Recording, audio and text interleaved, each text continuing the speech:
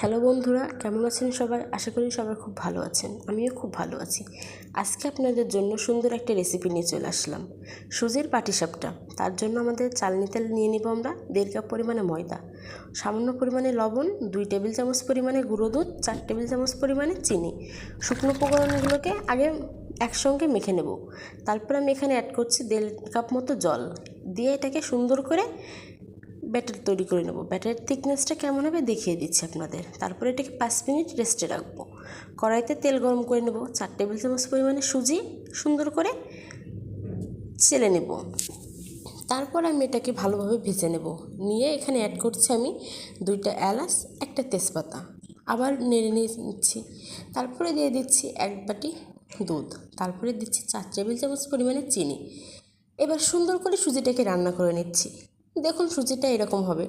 তারপরে আগে থেকে রেডি করে রাখা ব্যাটারটা নিয়ে